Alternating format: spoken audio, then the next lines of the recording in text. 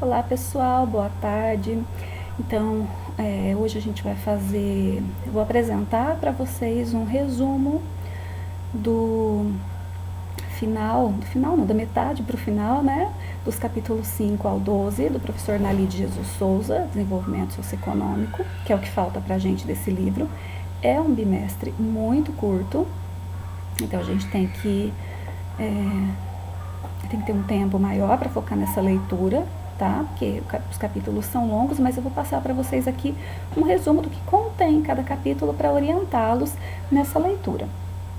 Bom, muitas coisas aqui, gente, daqui para frente, que vocês vão ver, vocês já viram, tá? O professor Nali está trazendo modelos que vocês já viram lá na disciplina de formação econômica do Brasil, lá na disciplina de macroeconomia, que alguns estão fazendo agora, ou um pouco na disciplina de microeconomia. O capítulo 5 principalmente, tá?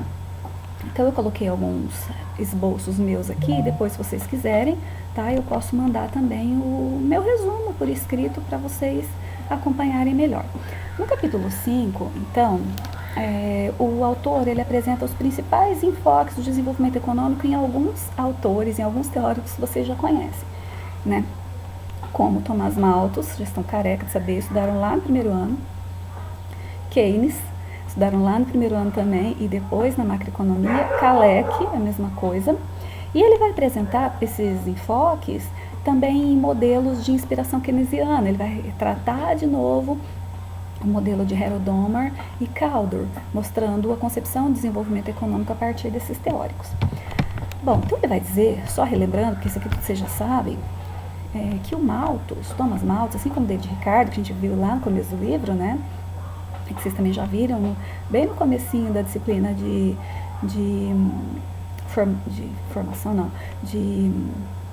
pensamento econômico, o Malthus e o Ricardo, da mesma forma, eram pessimistas em relação ao crescimento demográfico.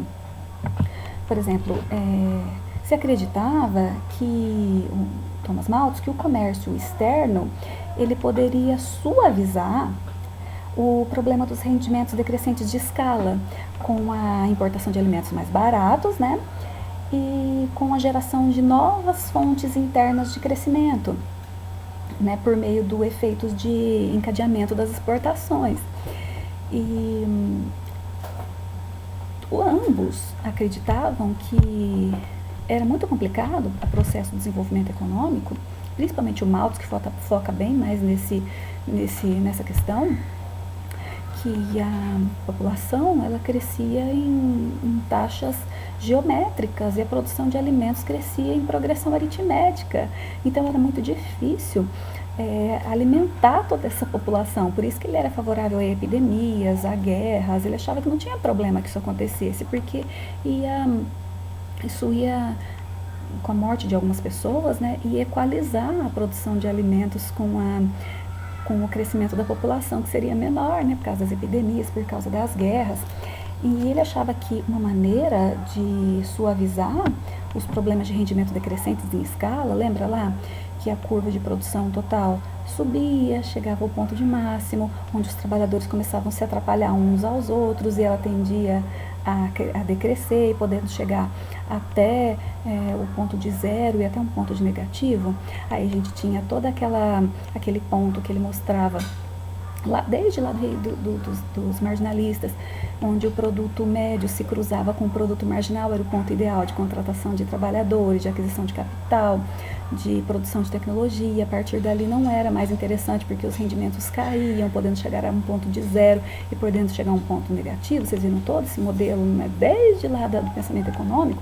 Ele acreditava que isso podia ser suavizado quando você importava alguns produtos mais baratos e exportava aquilo que você tinha, né, de melhor. Lembra das teorias das vantagens absolutas, contrastando a teoria das vantagens comparativas? Então ele retoma todo esse pensamento dos primeiros teóricos do pensamento, como o Ricardo, como o Thomas Malthus. Aqui ele já não toca no Smith porque ele já tinha apontado isso nos primeiros capítulos.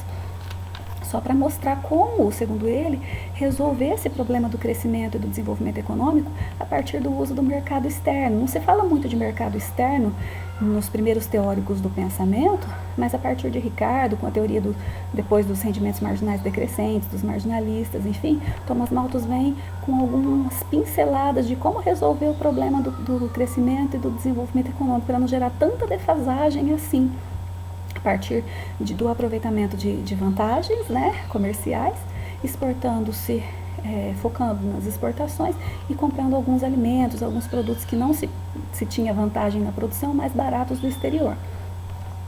Bom, os capítulos 6 e 7, que são, né, trabalham mais ou menos no mesmo enfoque, eles apresentam uma visão de Joseph Schumpeter, que vocês também já viram. Na UEM, eu tive uma disciplina específica de teoria schumpeteriana. Aqui no Unespar, a gente vê Schumpeter em economia industrial, né, praticamente ele inteira, e você vê também um pouco de Schumpeter lá no pensamento econômico no primeiro ano, né, e também ele apresenta a visão da CEPAL, da Comissão Econômica para a América Latina, nesses problemas de crescimento e desenvolvimento econômico. Bom, ele apresenta então primeiro adaptações da teoria de Schumpeter aos países subdesenvolvidos, e o desenvolvimento foca um pouco no desenvolvimento empresarial na América Latina, em comparação com esse mesmo desenvolvimento na economia asiática. Tá? Como é que isso, qual é a diferença disso na América Latina com o que aconteceu na economia asiática?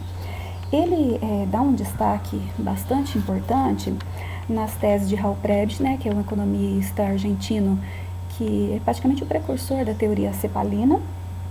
Também foca bastante Hans Singer, né, da teoria da dependência, que eu acho que vocês já também trabalharam bastante, e do pensamento neoliberal de Eugênio Goudin, sabe? Então são diversos projetos, diversos autores com pensamentos muito diferentes, sabe? Sobre como projetar o crescimento e o desenvolvimento econômico na economia latino-americana. Em alguns ele compara com o que aconteceu na economia asiática. Lembra que eu falei para vocês lá no começo que ele é um autor muito plural? Ele não coloca aqui, ele vai colocar a opinião dele só no final, tá? Aqui ele coloca a posição de teóricos com pensamentos muito diferentes. Você pega aqui a visão de Eugênio Goudin, né? Tem um pouco de base schumpeteriana, mas é completamente diferente da visão de Raul Prebisch, né, de Hans Singer. Então ele pega visões diferentes para mostrar pontos de vista diferentes para se traçar crescimento e desenvolvimento econômico na América Latina. Aí ele também pega diversos projetos ligados ao setor público e privado, qual a importância do setor público e privado na promoção do crescimento e do desenvolvimento econômico. Aí ele pega as contribuições de Celso Furtado, que é muito diferente das dos demais também, que trabalham mais no caso brasileiro. Ele pega Roberto Campos, que é bem diferente de Celso Furtado. Ele pega Inácio Rangel, muito diferente. Ele pega algumas teses do debate do Brasil pós-64, que aqui, gente, vocês vão ter que ler um por um para traçar o pensamento de cada um e observar qual é a tese que vocês, como vocês vão formar pensamento, vocês serão cientistas econômicos, né? A economia é uma ciência, vocês vão formar o pensamento de vocês. É muito importante que vocês conheçam as teses de diferentes autores para poder formar pensamento próprio, tá? Pensamento científico próprio.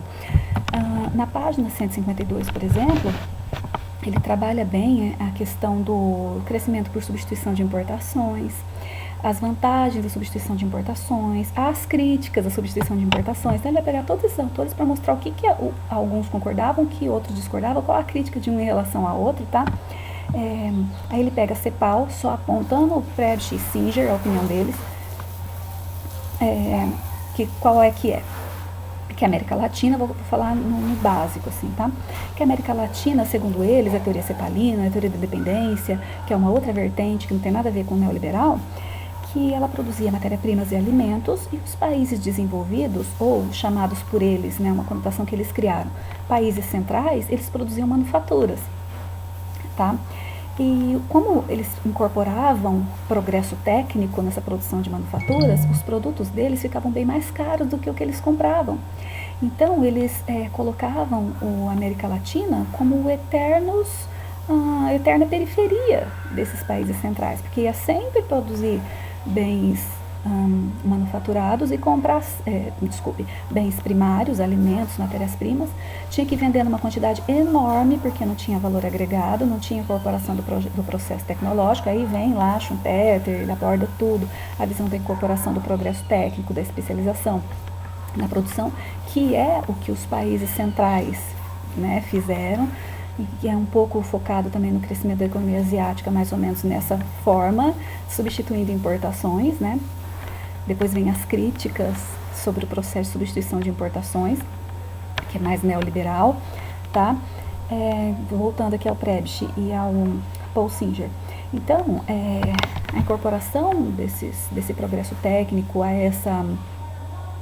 esses produtos manufaturados dos países desenvolvidos faziam com que a América Latina fosse sempre dependente, aí vem a teoria da dependência, tá? Sempre dependente dos países centrais, tendo que vender uma quantidade enorme de produtos primários para comprar muito pouco de produtos industrializados, que são obviamente mais caros por conta da incorporação do progresso técnico, tá?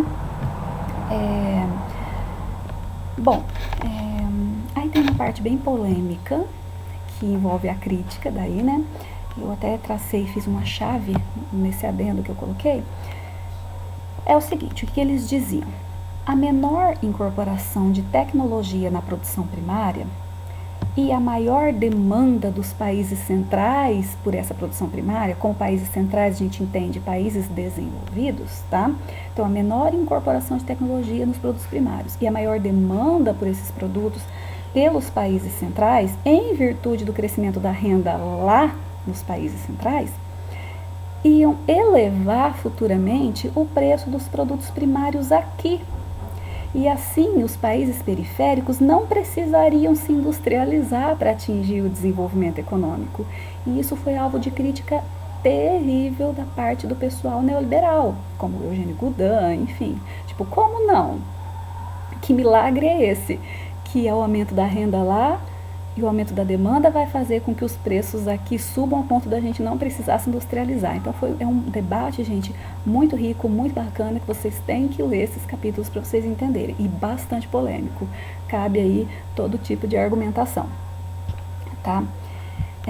Inclusive, uma das perguntas da contra-argumentação é: então, por que havia deterioração nos termos de troca em relação aos países periféricos, em relação aos países centrais, se no futuro esses preços subiriam por causa da demanda dos países centrais, a ponto de não precisar nem se industrializar? Então, por que você está tratando da deterioração dos termos de troca dos países periféricos em relação aos países centrais, se isso vai se adequar automaticamente no longo prazo?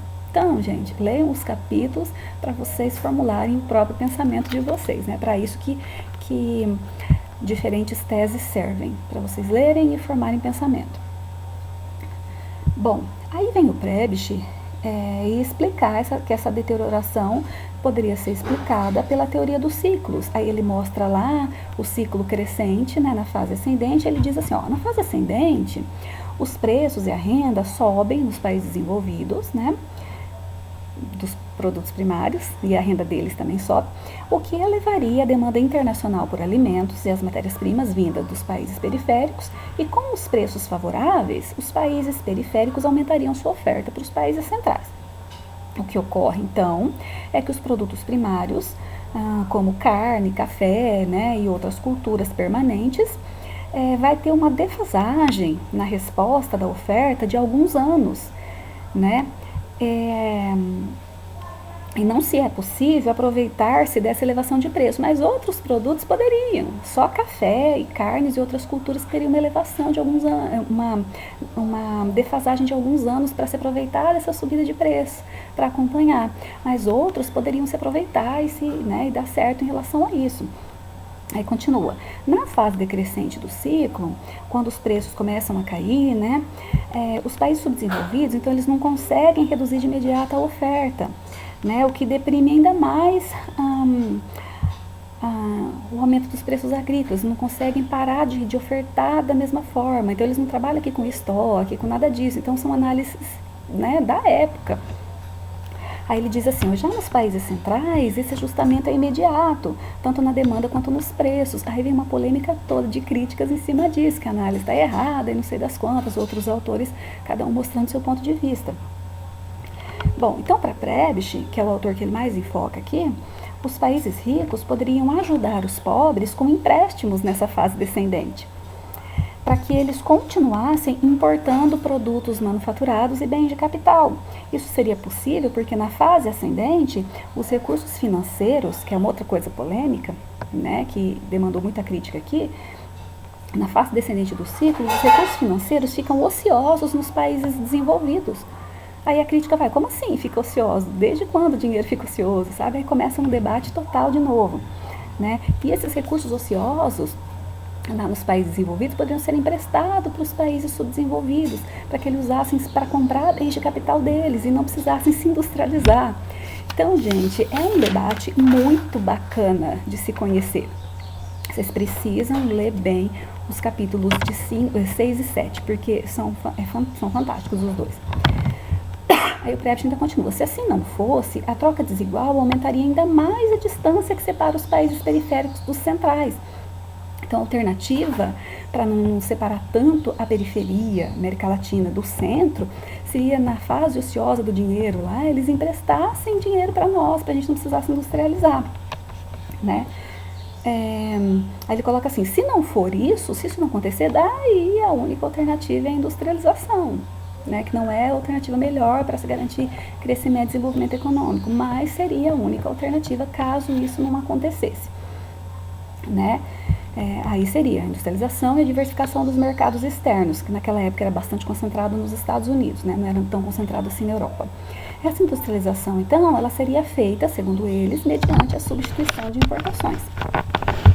Aí vem as críticas a Prebisch, uma crítica louca, neoliberal, uma crítica imensa, né, que vocês vão ler também, mostrando dados econômicos e sociais e falando que isso é um absurdo, que jamais, que a gente não deveria crescer via empréstimo externo, a gente deveria crescer trabalhando da mesma forma, né, não substituindo importações, mas exportando cada vez mais e agregando valor ao nosso produto. Aí se usa Schumpeter para trabalhar essa situação, explica o progresso técnico, mostra dados onde no pós-64, onde a economia começou a se industrializar, começou a crescer, começou a exportar, começou a ganhar projeção internacional, começou a ser competidora dos países centrais ao invés de compradora de produtos industrializados e só vendedora dos produtos primários, começou a agregar valor aos produtos primários. Então, gente, é um debate muito interessante, muito rico. Vocês têm que ler os pontos de vista prós e contra. Vocês não podem formar opinião sem conhecimento, vocês têm que conhecer tudo. Depois que você conhecer todos os lados, você está apto para formar opinião, senão você é só papagaio repetidor. Vai repetir o que contaram para você porque você não leu, tá? Leiam. Esses 2 capítulos são importantíssimos. Eu acho que são os capítulos mais quentes do livro.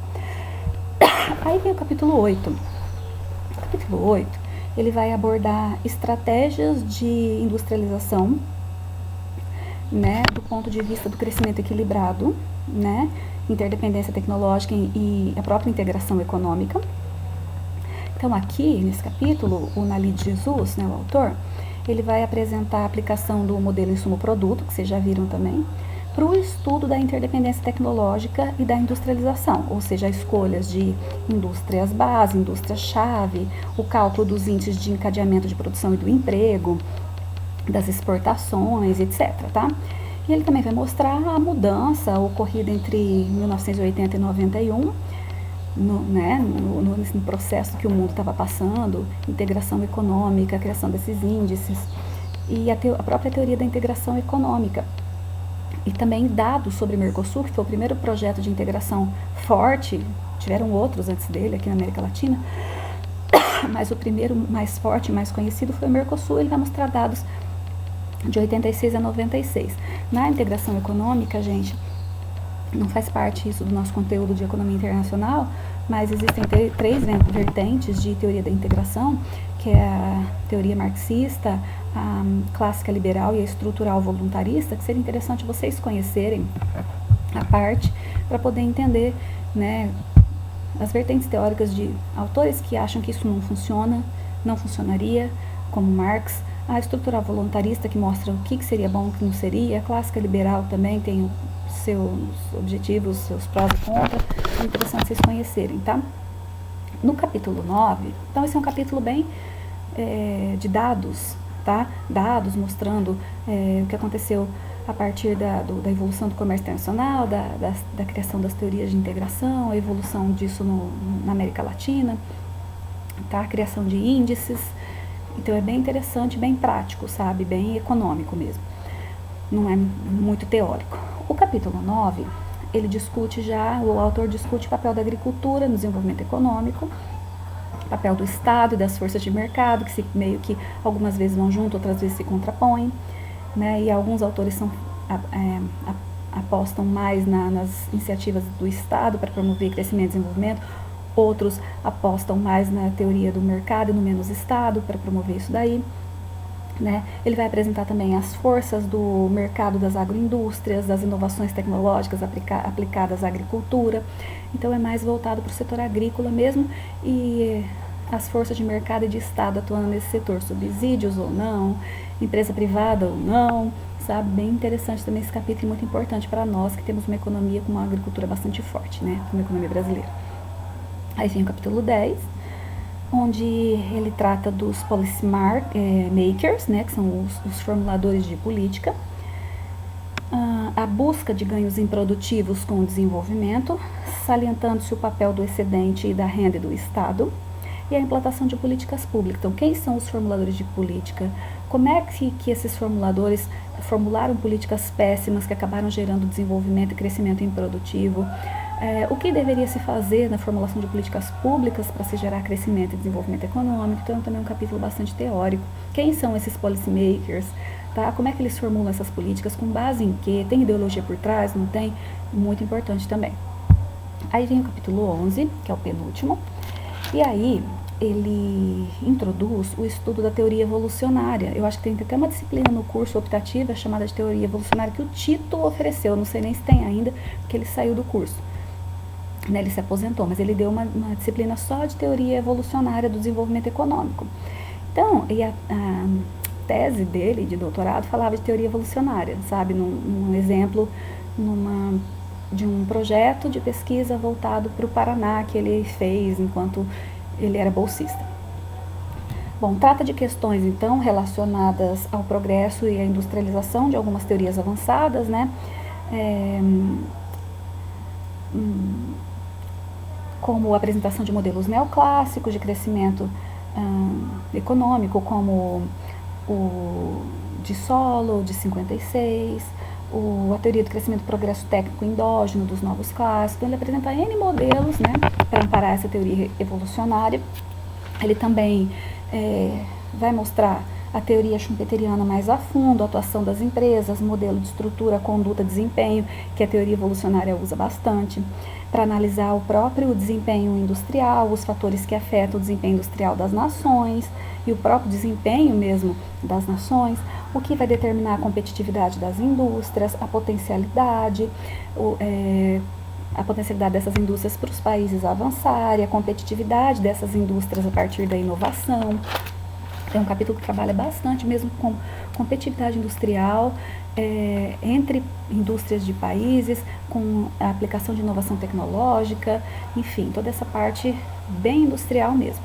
Aí vem o capítulo 2, que é o 12, que é o último, que ele vai mostrar, então, as relações entre o comércio internacional e o desenvolvimento econômico, né, a importância do comércio internacional para o desenvolvimento econômico. Vai apresentar, de novo, a teoria de crescimento por substituição de importações, seguidas pelo Brasil, pela Índia, pela China e pela Coreia do Sul, vai comparar os 3 modelos, e aí ele vai dizer a posição dele em relação a tudo isso. Depois que ele apresentou pontos de vista completamente diferentes, ele vai dizer o seguinte, que o modelo de desenvolvimento ideal para o autor, tá? Para o Nali de Jesus Souza, a despeito de tudo que ele apresentou, de todas as concepções, é aquele, segundo ele, que se fundamenta no crescimento das exportações, principalmente de produtos manufaturados, com substituição seletiva de importações. Aí ele dá a falinha dele, a contribuição dele só no finalzinho do capítulo de número 12. O restante ele deixa para debates efervescentes entre teóricos. Tá bom? Então, esse é o resumo dos capítulos de 5 a 12. Leiam esses capítulos, gente, que são capítulos maravilhosos, que não dá pra gente resumir em tão pouco tempo, em uma aula só, mas leiam porque o debate é fervoroso e é muito bom para vocês formarem um pensamento crítico. Tá bem? E até a próxima.